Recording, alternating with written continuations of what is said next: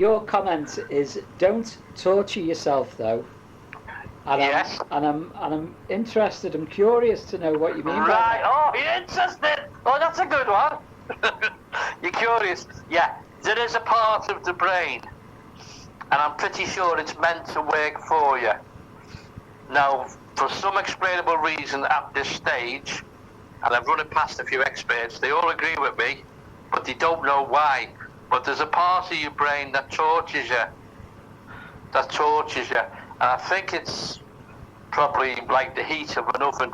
You need the heat to cook. And if you get too close to it, you're going to burn yourself. Same with a pan on the stove. It needs to be really hot for it to be used properly. But if you don't use it properly and you lean over it, or you leave the handle of the ladle sticking over the gas, you burn yourself. And I think there's a part of the brain that's meant to work for you. It's probably your enthusiasm. It's probably all the good things you had about you. Probably what makes you go high. But then at times, if you're not careful, when there's a chemical reaction or unbalance to when you're depressed, I think the flow of adrenaline that's supposed to work for you, for some reason, drops down a level or two and works against you, and it will torture you. Make no mistake about it. That it will torture you, and sometimes you'll feel guilty for doing X, Y, Z, and that might be okay as well, because maybe you said the wrong thing, you misjudged somebody, you spoke behind the back and didn't mean to, you didn't realise later that didn't sound right, or that wasn't very nice. And things like that, you let someone down,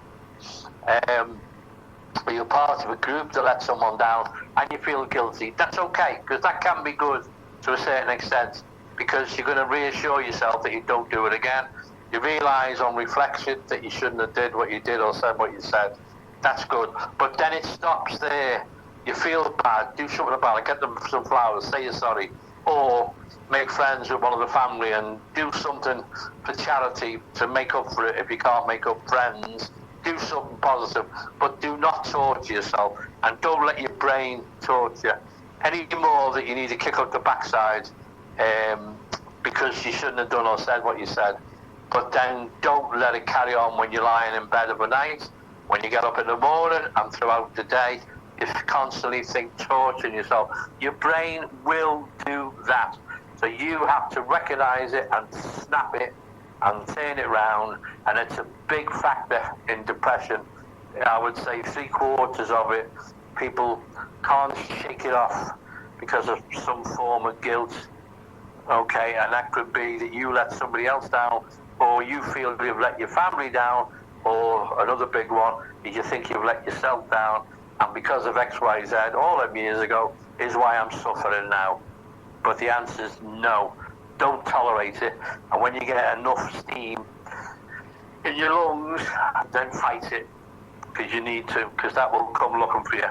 And like you said before, you've only got a finite amount of energy. So I suppose time spent beating yourself up like that is wasted time, really.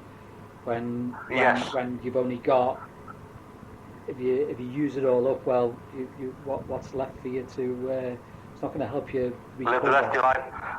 But the other thing to remember is part of it is good for you, because you need to kick up the backside to rearrange your thoughts or your actions on certain people. They were unfounded, they were uncalled for.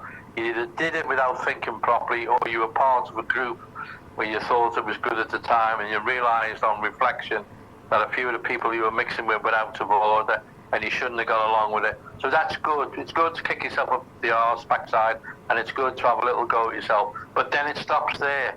Yeah. It stops there at a certain point, and then you do other things. If you can't make it up with the person involved, then do an act of kindness for a pensioner or somebody else, or give something to charity, that 50 quid, 40 quid, and then you've done something then to move forward. You do not torture yourself, because your brain will try and do that.